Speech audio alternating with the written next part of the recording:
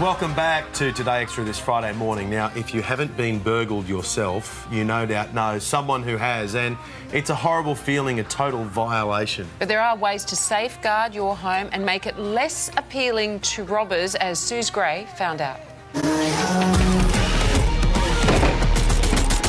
Strong doors, strong windows, a lack of privacy for criminals, prominent signage from a reputable security company that says the premises does have a monitor alarm, and then just making sure that the place is kept tidy and looks occupied. Daniel Lukovitz runs Calamity Monitoring, the highest rated alarm monitoring system in the country. Today, he's giving us some insight into the mind of a burglar and how you can protect your home and your family. But what criminals are looking for is the best ability to have a robbery and leave without getting caught. So if your property looks like there's a good chance that they're going to get detected or they're going to have a hard time getting in and there's a chance they're going to jail, they're going to go next door instead. When are robbers most likely to strike? Traditionally, homes would get broken into during the daytime because people work, but now a lot of criminals are actually coming to homes while people sleep. We encourage people to not only use their alarm when they go out for the day, but also to have it set up so that they can use it while they're at home, and that can protect them while they sleep. Well, Daniel, here we are at a typical inner city apartment block. What are your first impressions from a security perspective? There's a lot of flats here that all have identical contents. Smartphones, iPads, cash, valuables. But some of these have open windows, open doors, and some don't. So if I were a burglar, I'd be going for the soft target instead of the hard target. Some of these windows look open, but they sort of are on one of those lock systems where they can only open so far. They're only designed to keep weather out, not a full-strength human being. Are you safer if you're higher up? A lot of people assume that because they're, say, 12 stories up, they're implicitly safe. But in actual fact, you're only ever one story above the story below you.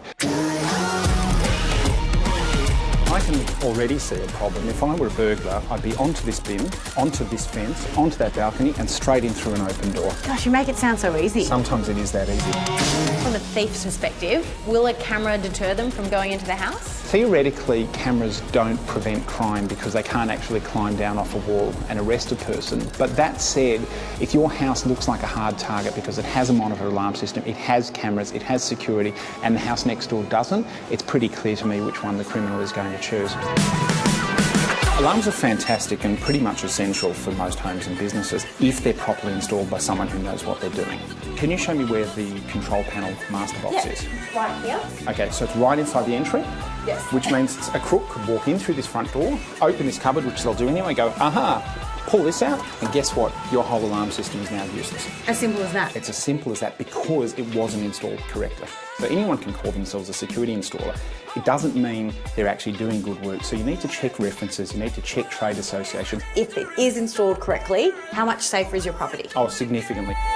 Sliding doors in a lot of homes, are they secure? No, in general terms, big wide open view.